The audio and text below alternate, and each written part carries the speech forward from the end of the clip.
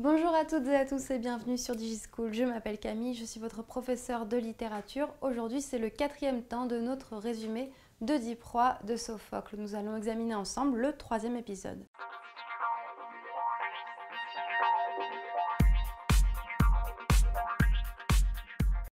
Ce 3e épisode se compose de 5 moments, puisqu'on ne peut pas utiliser la terminologie de scène. Alors, premièrement, il y a une prière de Jocaste en face du chœur des Thébains. Deuxièmement, l'arrivée du messager corinthien qui met en scène Jocaste et ce messager corinthien. Troisièmement, le moment de la révélation du messager corinthien en présence de Jocaste et d'Oedipe. Enfin, l'expression, l'analyse du trouble de Jocaste après que Jocaste ait quitté la scène, donc d'Oedipe face au chœur des Thébains. À ce moment du 3e épisode, il y a un hyporchème, c'est-à-dire une danse mimée du chœur, où le chœur va nous livrer certaines impressions qu'il a par rapport aux derniers événements qui viennent de se passer.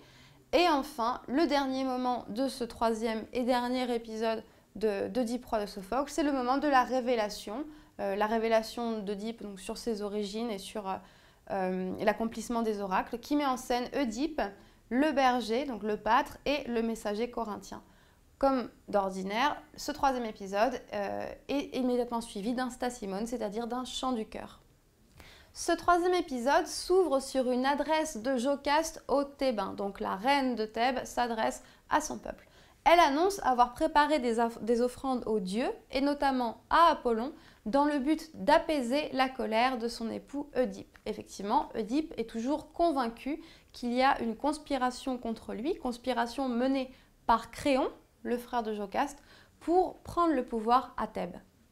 Jocaste est interrompu par l'arrivée d'un messager corinthien, c'est-à-dire un messager qui vient de la ville de Corinthe.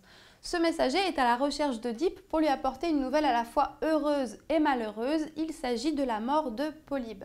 Alors, Polybe, rappelez-vous, c'est le roi de Corinthe, c'est le père adoptif d'Oedipe. Il a recueilli le petit Oedipe qui avait été abandonné par Laïos et par Jocaste.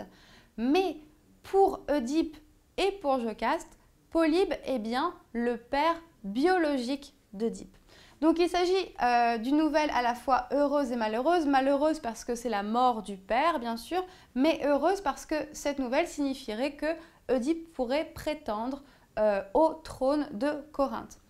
Jocaste voit dans cette annonce du messager une nouvelle preuve de l'erreur des oracles. Effectivement, puisque on avait prédit à Oedipe, l'oracle de Delphes avait prédit à Oedipe qu'il serait coupable de parricide, la mort de cause naturelle de Polybe, donc de celui qu'il pense être son père, disculpe Oedipe du parricide. Et donc ça voudrait dire que les oracles se trompent parfois, la parole divine telle qu'elle est énoncée peut être dans l'erreur. Dans le 3e moment de cette 3e partie d'Oedipe roi, le messager corinthien va révéler à Oedipe la vérité sur ses origines.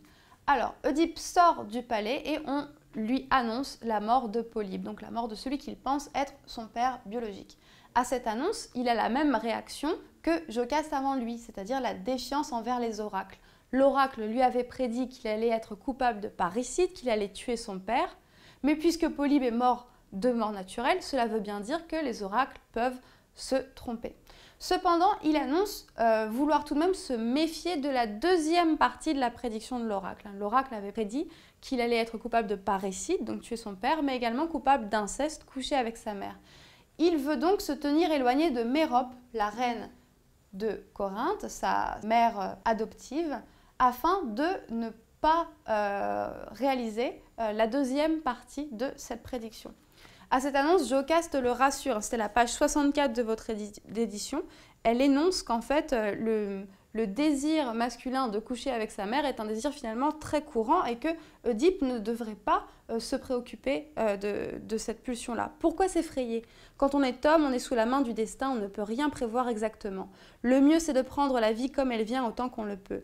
Ne t'effraie pas à l'idée d'épouser ta mère. On a souvent vu ici-bas des gens partager en rêve le lit maternel. Il suffit de ne pas faire cas de ces choses-là et la vie est facile à porter. Le Corinthien, en écoutant cet échange, veut rassurer Oedipe par rapport à Mérope. Et il lui annonce qu'en fait, il n'a pas à se préoccuper parce qu'il n'est pas du tout le fils biologique du couple royal de Corinthe. Il n'est pas du tout le fils de Mérope et de Polybe. Il est un enfant adopté, il est un enfant qu'on a trouvé. À cette annonce, Oedipe s'effraie parce qu'il commence à comprendre que s'il n'est pas le fils biologique de Mérope et de Polybe, eh bien, il y a toutes les chances qu'en réalité, l'homme qu'il ait tué soit son père qui l'a abandonné. Donc, il réclame plus que jamais de rencontrer l'homme qui l'a abandonné, c'est-à-dire l'homme à qui Laios l'avait confié enfant pour le mettre à mort et qui l'a abandonné sur le mont Cithéron pour apprendre la vérité sur ses origines. À cette annonce, Jocaste supplie Oedipe de renoncer à découvrir la vérité sur son origine. Elle est très troublée et elle rentre dans le palais. Lorsque le chœur interroge Oedipe sur la nature du trouble de Jocaste, pourquoi Jocaste est-elle si émue par ce désir d'Oedipe de découvrir ses origines, Oedipe répond que Jocaste craint probablement qu'il ne soit d'origine roturière. Peut-être que Jocaste a peur qu'en fait Oedipe ne soit pas véritablement de sang royal. Peut-être que c'est pour ça qu'elle ne veut pas apprendre la vérité, mais lui se montre déterminé à apprendre la vérité sur ses origines.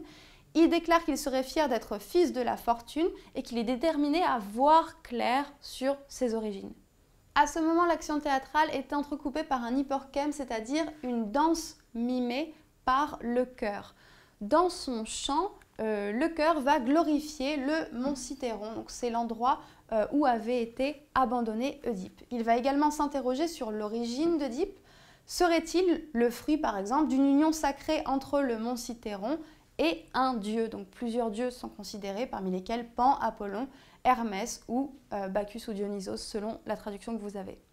Enfin, dernier épisode d'Oedipe roi de Sophocle, il s'agit du moment de la révélation où Oedipe va apprendre la vérité sur ses origines. Le berger arrive, il refuse d'abord de témoigner, mais face à la colère d'Oedipe et face également au fait que le messager corinthien l'ait reconnu, il avoue, il est effectivement l'homme que Laios avait chargé du meurtre de son enfant. Laios lui avait confié le petit Oedipe afin qu'il le tue. Mais finalement, ce berger, eh bien, il a renoncé à tuer le petit Oedipe par pitié et il l'a abandonné sur le mont Cithéron. Là, le messager corinthien a vu le berger abandonner Oedipe, il a recueilli Oedipe et l'a amené auprès du couple royal. Face à ces révélations, Oedipe comprend enfin la vérité sur ses origines et il comprend que la prédiction de l'oracle de Delphes s'est bien accomplie. Et aux pages 81-82 de notre édition, tout serait donc accompli point par point. Ô lumière, pour la dernière fois puissais-je aujourd'hui élever vers toi mes regards, moi dont il s'est révélé que je suis né de ceux dont c'était un crime de naître, que je vis avec celle que c'était un crime d'approcher, que j'ai tué celui que c'était un crime de tuer. Il y a donc une reconnaissance de l'accomplissement de l'oracle, mais c'est également le moment où Oedipe annonce vouloir perdre la vue. Ô lumière, pour la dernière fois, puissais-je aujourd'hui élever vers toi mes regards.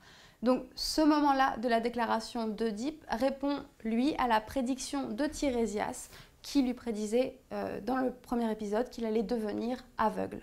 Ce troisième épisode est immédiatement suivi par un troisième chant du chœur, un troisième stassimon, dans lequel le chœur va donner son avis sur ce qui vient de se passer. Donc là, le chœur va chanter les aléas de la vie humaine. Oedipe pensait tout avoir, mais en fait, il s'avère qu'il n'a rien, il n'a plus rien.